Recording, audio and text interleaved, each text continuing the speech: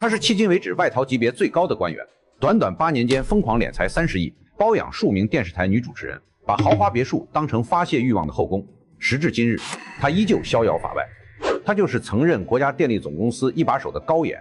高岩1942年出生于吉林，在战火纷飞的年代，家庭虽饱经苦难，父母仍对他寄予厚望，取名寓意严于律己。